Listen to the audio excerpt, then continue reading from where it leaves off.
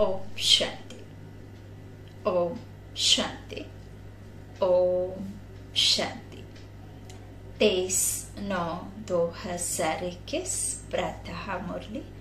ओम शांति। बाप दादा मधुबन। आज ज्ञान दाता, ज्ञान के सागर, भाग्य विधाता, सर्वशक्तिमान बेहद के बाप ने मास्टर सर्वशक्तिमान बेहद के बच्चों से मुरली के महावाक्यों में कहा, मीठे बच्चे, मन मना भव का मंत्र पक्का कराओ, एक बाप को सदा फॉलो करो, यही है बाप का सहयोगी बनना। प्रश्न है, पुरुषोत्तम बनने का सहज और श्रेष्ठ पुरुषार्थ क्या है? उत्तर है, हे पुरुषोत्तम बनने वाले बच्चे, तुम सदा श्रीमत पर चलते रहो, एक बाप को याद करो और कोई भी बात में इंटरफियर ना करो। खाओ पियो सब कुछ करो, लेकिन बाप को याद करते रहो तो पुरुषोत्तम बन जाएंगे। आत्मा क्या हो जाएगी? उत्तम बन जाएगी। अभी कनिष्ठ है ना, तो उत्तम बनना है। पुरुषोत्तम वही बनते जिन पर बृहस्पति की दशा है, और बृहस्पति कौन? स्वयं परमपिता परमात्मा। तो बृहस्पति की दशा है, वही पुरुषोत्तम बनते। वह कभी श्रीमत की अवज्ञा नहीं करते, उनसे कोई उल्टा कर्म नहीं होता। गीत है ओम नमो शिवाय। ओम शांति। यह महिमा किसकी है? एक परम पिता परमात्मा की। जो अच्छा काम करते हैं उनकी महिमा जरूर होती है, जो बुरा कर्तव्य करते हैं उनकी निंदा होती है। जैसे अकबर था तो उसकी महिमा थी, औरंगजेब की निंदा थी। राम की महिमा करेंगे, रावण की निंदा करेंगे। रावण की महिमा तो कोई नहीं करेगा ना, राम की करेंगे। भारत में ही राम राज्य और रावण राज्य मशहूर है। राम राज्य को कहेंगे पुरुषोत्तम राज्य और रावण राज्य को कहेंगे आसुरी राज्य। अब कई समझ लेते कि रावण के 10 शीश और इस तरह से उसको बार बार मारना पड़ता है जब तक उसके 10 शीश राम ने नहीं काटे। ऐसे दंत कथाएं रामायण की कथा में हैं, जबकि बाबा ने यहाँ हमें अर्थ समझाया है। रावण अर्थात पूरा राज्य ही रावण का हो जाता है। कब? जब द्वापर में आत्माएं विकारों में जाती, 5 विकारों को ही रावण कहा गया। माया कहो, रावण कहो, और 10 शीश जैसे 5 विकार नर के, 5 विकार नारी के, ऐसे 10 विकार दोनों के मिलाकर के।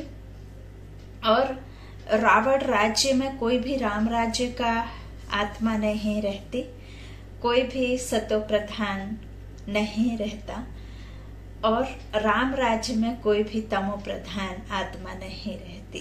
तो जब राम का राज्य होता है तब कोई दुखी नहीं रहता, और जब रावण का राज्य रहता है पुरानी दुनिया, उसमें कोई भी सुखी नहीं रहता।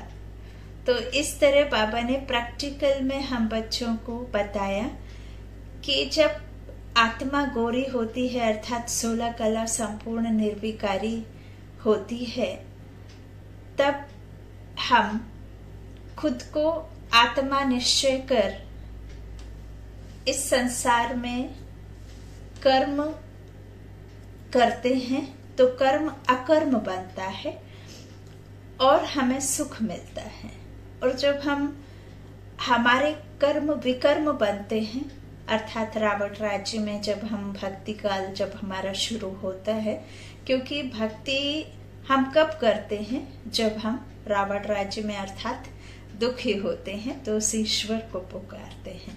लेकिन भक्ति में हम ईश्वर को यथार्थ रीति नहीं जानते, मानते तो हैं लेकिन जानते नहीं हैं। ईश्वर को पुकारते तो हैं लेकिन पता नहीं रहता कि वो ईश्वर से हमारा संबंध क्या है, वो हमारा कौन है। और ना ही हमें यह स्मृति रहती कि हम आत्मा हैं, यह शरीर नहीं है। तो यह सब संगम युग पर परमात्मा आकर हमें यथार्थ रीति सब युगों का और तीनों कालों का आदि मध्य अंत का ड्रामा समझाते हैं। ओम शांति। बाबा कहते हैं जिस तरह से जो अच्छा काम करते हैं तो उनकी महिमा जरूर होती है, रावण की तो होगी नहीं। बाबा कहते हैं इस तरह से भारत में ही राम राज्य रावण राज्य मशहूर है। राम राज्य को कहेंगे पुरुषोत्तम राज्य और रावण राज्य को कहेंगे आसुरी राज्य, क्योंकि पुरुषोत्तम अर्थात जब हमारी आत्मा उत्तम रहती है तो सुख सुख भोगती है सतयुग में, और रावण राज्य में जब कनिष्ठ बन जाती है आसुरी राज्य में विकारों में तो फिर वो दुख भोगती है ना। तो इस तरह बच्चों को तो अभी संगम युग का पता पड़ा है, यह है ही पुरुषोत्तम युग। इस भारत को पुरुषोत्तम बनाकर ही छोड़ना है, रहने वालों को भी पुरुषोत्तम बनाना है और रहने की जगह को भी पुरुषोत्तम बनाना है। भारत को ही स्वर्ग कहते हैं, रहने वालों को देवी देवता स्वर्गवासी कहते हैं। तो दोनों उत्तम बनते हैं। ये पांच तत्व प्रकृति मनुष्य आत्माएं, ये तन भी पावन और ये पांच तत्व भी सुख देने वाले। कोई एक्सीडेंट, कोई अकाले मृत्यु, कोई किसी तरह से विधवा, कोई भूख से तड़पना या कोई किसी तरह से अप्राप्ति आशक्ति कोई बचती ही नहीं है। तो वहां तो सुख ही सुख है, यहाँ दुख ही दुख है। तो उसे ही स्वर्ग कहते हैं। ऐसा नहीं है कि स्वर्ग और नरक जो है अलग अलग दुनिया में बसे हैं। हाँ? तो बाबा कहते हैं जहाँ पूरा संसार सुख ही है तो स्वर्ग है, और पूरा संसार दुख ही है तो दुख है। इस तरह से रावण और राम राज्य है। अब बाबा कहते इस तरह से रहने वालों को देवी देवता कहते ना, तो सबको पता है। बाबा कहते हैं कि जब देवी देवता कहते हैं तो दोनों उत्तम बनते हैं। हा? तो इस तरह सबको पता है कि नई दुनिया उत्तम होती है और पुरानी दुनिया कनिष्ठ होती है। जैसी दुनिया वैसे रहने वाले। गाया भी जाता है भारत नया भारत पुराना, और कोई खंड को नया खंड नहीं कहेंगे। ऐसे नहीं कि नई दुनिया में नई अमेरिका नई चाइना होती है, नहीं। नई दुनिया में तो नया भारत गाया जाता है, इसलिए न्यू इंडिया कहा जाता है। नया भारत तो नाम रखते हैं परंतु है सब बिगर अर्थ। न्यू इंडिया फिर इस समय कहाँ से आई? न्यू इंडिया में तो दिल्ली परिस्तान है। अब परिस्तान कहाँ है? तुम बच्चे यहाँ आते हो पुरुषोत्तम बनने। ऊंचते ऊंच बृहस्पति की दशा है। पुरुषोत्तम बनने से बृहस्पति की दशा बैठती है। तुम जानते हो कि नई दुनिया की स्थापना करने वाले बेहद के बाप द्वारा हम बेहद का सुख लेने का पुरुषार्थ कर रहे हैं। बाबा कहते सतयुग में पुरुषोत्तम होते हैं, फिर नीचे आते हैं तो मध्यम, फिर कनिष्ठ बन जाते हैं। 3 स्टेज से गुजरती है ना आत्मा। तो तुम बच्चे जानते हो कि अभी बाप हमको सतो प्रधान सतयुगी स्वर्गवासी पुरुषोत्तम बना रहे हैं। यह है बहुत बहुत सहज। ना कोई खाने की दवा है ना कोई करने की बात, सिर्फ याद करना है। बाबा ने बीज मंत्र दिए हैं ना। गुरु मंत्र क्या है? मन मना भाव मामे कम याद कर। कर्म में रहते कर्म करते हुए मुझे एक को याद कर और मन से मुझे याद कर। इस तरह से चलते फिरते उठते बैठते याद करो, क्योंकि हमने जब शरीर लिया है तो कर्म जरूर करना पड़े, और कर्म करते हुए याद में रहना अर्थात कर्म योगी। हाँ, सहज योगी अर्थात कोई जंगल में जाकर या कोई कमर सीधी करके बैठना या कोई आसन पर बैठना या किसी एक ही पोजीशन पर एक ही समय एक ही बीज मंत्र, जैसे कोई एक मंत्र रटना, इस तरह से कोई भी बाबा ने कठिन पुरुषार्थ करने की बात नहीं कही है। आप जिस सिचुएशन में है, जिस पोजीशन में है, जिसमें आपको शांति से आप बिना किसी उलझन के, बिना किसी बात के निश्चय बुद्धि होकर के जब बाबा की याद में रहते हैं, तो उसे ही बाबा ने कहा है कि कर्म में रहते, धंधा धोरी करते, गृहस्थ में रहते, सिर्फ और सिर्फ मन से मुझे याद करो। तो सहज योगी, राजयोगी अर्थात उस परम पिता परमात्मा से योग लगाना। हाँ, राज ऋषि, राजयोगी, बाबा ने कितने सारे बच्चों को टाइटल दिए हैं। ओम शांति। तो बाबा कहते इस तरह से बहुत सहज है ना। बाबा कहते कोई खाने की और ना कोई करने की बात, तो बाबा कहते सिर्फ याद करना, इसलिए कहा जाता है सहज याद। याद से ही पाप आत्मा से पुण्य आत्मा बनना है, यह तो जरूर है, सबको मुक्ति मिलने हैं। बाप कहते हैं कि मैं सर्व का सदगति दाता हूँ, तो जरूर मनुष्यों के शरीर खत्म हो जाएंगे, बाकी आत्माओं को पवित्र बनाकर ले जाऊंगा। वापस जाने के लिए तैयारी करनी पड़े, बाप तैयारी करा रहे हैं, क्योंकि आत्मा के पंख टूट चुके हैं, अर्थात तमो प्रधान आत्मा है। तुम योग बल से पवित्र बनने की मेहनत करते हो, जो नहीं करते उनको हिसाब किताब देना पड़ेगा। और हिसाब किताब किस तरह का? जिस तरह से आप बैंक का लोन लेते हैं तो बैंक का लोन चुकाना जरूरी होता है ना, नहीं तो आपको सजा मिलती है। तो ठीक इसी तरह से जो आपके कर्म विकर्म हैं, उसका हिसाब किताब आपको यहाँ ही चुकतू करना है। और वो हिसाब किताब कैसे चुकतू होता है? कोई मुश्किल, कोई परेशानी, कोई शारीरिक बीमारी, कोई किसी तरह से बार बार अड़चन आना, किसी बिजनेस में सफलता नहीं मिलना, या कोई भी बीमारियों का घिरना, या बार बार किसी परेशानी का आना जाना और मन नहीं लगना किसी तरह से, मतलब इस तरह से आपको कुछ ना कुछ जो है जीवन में उतार चढ़ाव आते ही रहते हैं। तो कई का जीवन बहुत सहज रहता है, स्मूथ रहता है, उनको कोई परेशानी नहीं रहती, नॉर्मल लाइफ एकदम स्मूथली चलती है ना। तो उसमें कर्म विकर्म का ही हिसाब किताब रहता है। तो फिर बाबा कहते बाकियों को फिर इस तरह से हिसाब का किताब देना पड़ेगा, इसमें कोई विचार करने की बात नहीं है। बच्चों का काम है बाप से पूरा बरसा लेना, बाप का मददगार बन सहयोग देना पड़ता है। बाप का भी सहयोग, बच्चों का भी सहयोग। कैसे सहयोग देवे? वह बाप को देख फॉलो करो। बाबा कहते सभी को मेरा मंत्र देते जाओ पुरुषोत्तम बनने के लिए। बाप कल्प कल्प आकर कहते हैं पतित से पावन मुझे याद करने बिगर नहीं बनेंगे। मैं कोई गंगा स्नान कराता हूँ क्या?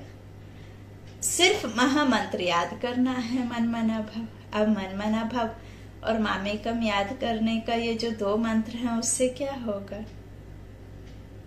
यह भी तो होता है कि हम बाबा को क्यों याद करते हैं, उससे हमें क्या मिलता है, वो है कौन और हमें क्या क्या प्राप्तियां होती हैं, या इस ज्ञान से हमें क्या मिलता है, हम उसकी महिमा क्यों करें, क्यों याद करें? यूं ही तो कोई याद नहीं करेगा ना। तो बाबा को याद करना, क्योंकि बाप ही हमें मुक्ति, जीवन मुक्ति और हमारे किए विकर्मों से हमें छुड़ाना, पाप विकर्मों को विनाश करना। तो याद से क्या होता है, जो हमारे पहले के विकर्म हैं वो तो हमें उनका हिसाब किताब करने के साथ साथ इस समय जो इस एक जन्म में हमने पाप विकर्म किए जाने अनजाने, उसका भी हिसाब, और आपको फ्यूचर में सतयुगी या त्रेता युगी आत्मा बनने के लिए भी चाहिए पुरुषार्थ। तो याद करना, क्योंकि वो सदगति दाता, ज्ञान का सागर पिता एक ही है। तो जो आपके विकर्म बने हैं वो श्रेष्ठ कर्मों से आपको उनका हिसाब किताब चुकता करना है और आगे के लिए भी पुरुषार्थ कर इकट्ठा करना है। तो इस तरह से बाबा हमें समझाते हैं कि कौन सा ऐसा ज्ञान है जिसके बिना सदगति नहीं। तो इस परमपिता परमात्मा के ज्ञान के बिना किसी भी मनुष्य आत्मा की सदगति नहीं है। वो देवों का देव, महादेव, पतियों का पति और खुदा दोस्त, सर्वशक्तिमान पिता, वो सर्व आत्माओं का परमपिता परमात्मा, तो वही सदगति दाता है जो हम आत्माओं की गति दुर्गति का राज जानता है, फिर आकर के हमें समझाता है ना। तो हमारे कर्मों को श्रेष्ठ बनाने का रास्ता भी वही बताते हैं, हमारे विकर्मों का हिसाब किताब चुकता करने का भी रास्ता वही बताते हैं। तो जितना जास्ती याद में रहेंगे उतने ही आपके विकर्म कम होंगे और पापों से मुक्ति भी मिलेगी। तो इस तरह बाप हमें बैठ बच्चों को सम्मुख हो प्रैक्टिकल में रिश्ता बना करके समझाते हैं। बाबा कहते महामंत्र याद करना है, मन मना भव। इसका अर्थ है मुझे याद करो तो तुम पावन बन, पुरुषोत्तम बन, स्वर्ग का मालिक बनेंगे। स्त्री पुरुष दोनों ही पवित्र प्रवृत्ति वाले मालिक बनेंगे। बाप यह सभी बातें डिटेल में समझाते हैं, तुम प्रैक्टिकल में बनते हो। तुम जानते हो भगवान ने आकर बच्चों को पुरुषोत्तम बनाया है, तब तो कहते हैं कि पतितों को पावन बनाने वाले पतित पावन आओ। पुरुषोत्तम मास की बड़ी महिमा सुनाते हैं ना। तो इस पुरुषोत्तम युग की बड़ी महिमा है। कलयुग अर्थात रात के बाद दिन जरूर आना है, दुख के बाद सुख आता है, यह अक्षर भी क्लियर है। स्त्री पुरुष दोनों उत्तम ते उत्तम, श्रेष्ठ ते श्रेष्ठ बनते हैं, क्योंकि प्रवृत्ति मार्ग है। सतयुग तो नामी ग्रामी है, उनको ही सुख धाम कहा जाता है।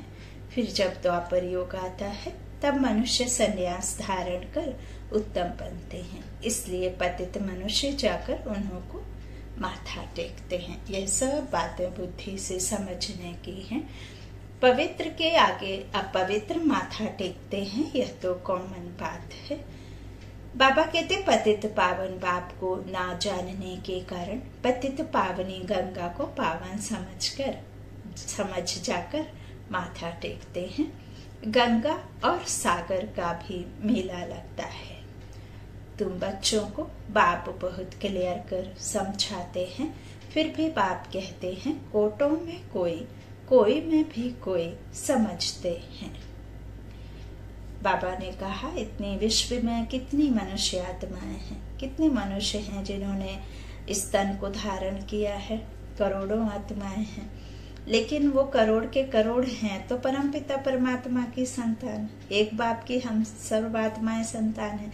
लेकिन बाबा को समझना, यूं तो याद सभी उसे ईश्वर को करते हैं, लेकिन उन्हें कौन जानता समझता है? वही जो बाबा का कल्प पहले जो बिछड़े हुए बच्चे या जो राम राज्य की आत्माएं होंगी ना, वही समझेंगे। इसीलिए बाबा ने कहा कोटों में कोई में भी कोई समझते हैं। विशेष आत्माएं का बाबा ने टाइटल दिया।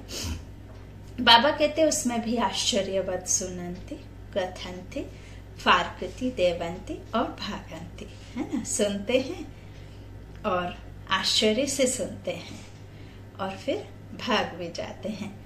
डिसर्विस करंती बन जाते हैं। सर्विस और डिसर्विस दोनों होती रहती है। भागंती भी बहुत होते हैं जो बाप को नहीं जानते। तुम पाप आत्मा से पुण्य आत्मा बनते हो, फिर बच्चे ही बैठ विघ्न डालते हैं। डिसर्विस करते हैं तो कितना महान पाप है। रावण सबको महापापी बनाते हैं, लेकिन जो बच्चे बन डिसर्विस करें उनके लिए ट्रिब्यूनल बैठती है। तो भक्ति मार्ग में इतनी खड़ी सजा नहीं मिलती, परंतु यहाँ बाप का बनकर फिर डिसर्विस करते तो बाप का राइट हैंड है धर्मराज। इसलिए बाप कहते हैं बच्चे मेरी सर्विस में या मददगार बन, फिर और ही उल्टा काम नहीं करना, क्योंकि जाने अनजाने करना माफी होती है, लेकिन जानबूझकर करना माफी नहीं होती ना। तो बाबा कहते हैं जब नहीं जानते थे तो बात अलग थी, अब जान कर करना मतलब धर्मराज है। तो इसलिए बाप कहते हैं कि मेरा बनकर मददगार बन, फिर उल्टी सर्विस में मददगार बन, फिर और ही उल्टा काम नहीं करना। डिसर्विस करेंगे तो फिर अबलाओं पर विघ्न पड़ेगा। माताओं पर बाबा को तरस आता है। द्रौपदी के भी भगवान ने पांव दबाए हैं ना। द्रौपदी ने पुकारा कि हमको नग्न करते हैं। बाबा माताओं के सिर पर कलश रखते हैं, पहले है माता पीछे है पुरुष। परंतु आजकल पुरुषों में मगरूरी बहुत है कि मैं स्त्री का गुरु हूँ, पतिश्वर हूँ, स्त्री मेरी दासी है। यहाँ बाप निरंकारी बन माताओं के पांव भी दबाते हैं। तुम थक गई हो, मैं तुम्हारी थकान दूर करने के लिए आया हूँ। तुम माताओं का सभी ने तिरस्कार किया। सन्यासी स्त्री को छोड़ चले जाते हैं, कोई को 5-7 बच्चे होते हैं, संभाल नहीं सकते तो तंग होकर भाग जाते हैं, रचना कर फिर उनको भटका कर जाते हैं। बाप कहते हैं मैं किसको भटकाता नहीं हूँ, मैं तो सभी का दुख हरता सुख करता हूँ। बाबा कहते माया आकर दुखी करती है, यह भी खेल है। अज्ञान काल में मनुष्य समझते हैं कि भगवान ही दुख सुख देते हैं, परंतु बाप ईश्वर यह धंधा नहीं करते हैं। यह तो कर्मों के अनुसार बना हुआ ड्रामा है। जो जैसा कर्म करता वैसा फल पाता। इस समय श्रेष्ठ कर्म करने की बात है, कर्म कूटने की बात नहीं। कोई बीमार होते हैं, देवाला मारते हैं तो कर्म कूटते हैं। बाबा कहते तुम बच्चे कितने सौभाग्यशाली बनते हो जो 21 जन्म कबू कर्म नहीं कूटना पड़ेगा। कितना भारी फल है। तो बाप की श्रीमत पर चलना चाहिए। बाप और कोई भी बात में इंटरफियर नहीं करते हैं। खाओ पियो कुछ भी करो, सिर्फ बाप और वर्षे को याद करो। तुम कहते हो हम पतित हैं, तो बाप जो पावन बनने की युक्ति बताते हैं उस पर चलो। सिर्फ याद की मेहनत है। माया के तूफानों से डरना नहीं है, गुप्त मेहनत है। इसमें कोई जोर जोर से आवाज लगा करके बाबा बाबा कहने की जरूरत नहीं है ना ही किसी को बताना है कि हम ऐसे ऐसे बैठ करके उन्हें याद करते हैं या उनकी याद किस तरह से। तो ये तो गुप्त है ना। रूहानी पिता ने हम रूहों को क्या बताया, गुप्त रूहानी सेना कहा है ना। तो यह सब बाबा कहते हैं गुप्त मेहनत है। ज्ञान भी गुप्त है। मुरली चलाना तो प्रत्यक्ष है, परंतु इस वाणी से तुम पावन नहीं बनेंगे, पावन याद से ही बनेंगे। तो बेहद के बाप को याद करो और मददगार भी बनना चाहिए। रूहानी हॉस्पिटल और यूनिवर्सिटी खोलने का भी पुरुषार्थ करो। कोई अच्छी जगह हो तो जाकर भाषण करो। तुमको हाथ में पुस्तक नहीं लेना है, तुमको अंदर सारा ज्ञान है। बाकी समझाने के लिए झाड़, त्रिमूर्ति, सृष्टि चक्र का सबको राज समझाना है। बाप कहते हैं मैं ब्रह्मा द्वारा ब्राह्मण रचता हूँ। ब्राह्मणों की एम ऑब्जेक्ट विष्णु खड़ा है। बनाने वाला टीचर वह है निराकार। गाया हुआ है ब्रह्मा द्वारा स्थापना, विष्णु द्वारा पालना। कल्प पहले भी ऐसे ही चित्र बनवाए थे। देखो साइंस आदि से कितने मिसाइल्स बनाते हैं। तुम बच्चों को पुरुषोत्तम बनने में भी मेहनत लगती है, क्योंकि जन्म जन्मांतर का बोझा सिर पर है। सेकंड में सगाई हुई, फिर आत्माओं को बाप को याद करना है, जो तमो प्रधान से सतो प्रधान बन जाए। बाप कहते हैं मन मना भव, तुम कर्म योगी हो, याद का चार्ट रखना चाहिए। तुम्हारी लड़ाई माया के साथ है, बहुत कड़ी लड़ाई है। तुम कोशिश करेंगे याद में रहने की, माया उड़ा देगी। ज्ञान में कोई अड़चन नहीं। आत्मा में 84 जन्मों के संस्कार भरे हुए हैं। ये अनादि बना बनाया ड्रामा है, यह चक्र फिरता ही रहता है, बंद होने का नहीं है। सृष्टि रची ही क्यों, यह सवाल नहीं उठता। आत्मा कैसे बदलेगी? नई आत्मा कहाँ से आती नहीं है, जो आत्माएं हैं वही हैं। कम जास्ती तो हो नहीं सकती। एक्टर सब पूरे हैं, तुम बेहद के एक्टर्स हो। तुम जो कुछ देखते हो उतने एक्टर्स ड्रामा में हैं, इतने फिर होंगे। मोक्ष कोई पाता नहीं। बाबा कहते मनुष्य आवागमन के चक्र से छूटना चाहते हैं, परंतु छूट नहीं सकते हैं। जो पाठ बजाने आते हैं उनको फिर आना है। बाप कहते हैं मुझे भी इस पतित दुनिया में आना और जाना पड़ता है। कल्प कल्प में आता हूँ, जब मुझे ही आना पड़ता है। तो बच्चों का बंद कैसे होगा? हो सकता है, हाँ, आना जाना बच्चों का कैसे बंद हो सकता है जब स्वयं ईश्वर का आना जाना है।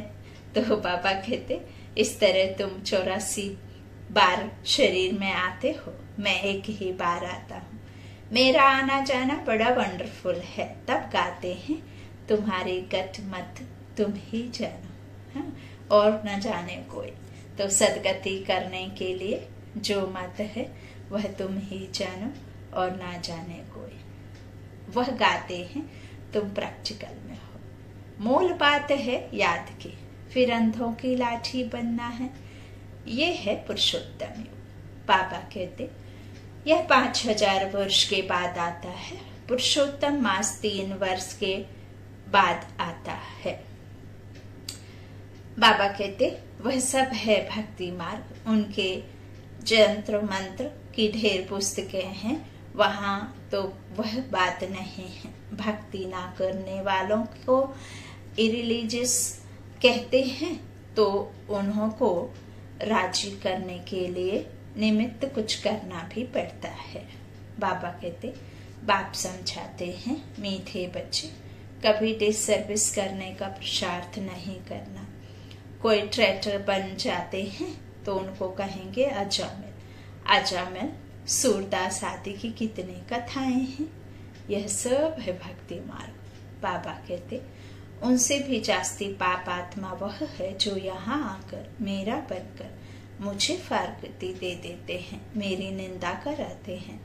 उनके लिए फिर ट्रिब्यूनल बैठती है। प्रतिज्ञा कर फिर डिसर्विस करेंगे तो कड़ी सजा मिलेगी। पद ऊंचा है तो फिर भूल की भी कड़ी सजा है। इसलिए कोई भी अवज्ञा नहीं करनी चाहिए। गाया हुआ है सतगुरु का निंदक ठौर ना पाए, अर्थात एम ऑब्जेक्ट पा ना सके। नर से नारायण बनने का। गुरुओं से तुम पूछ सकते हो कि तुम कहते हो गुरु का निंदक, वह कौन सा ठौर है? वह ठौर तो बता नहीं सकते।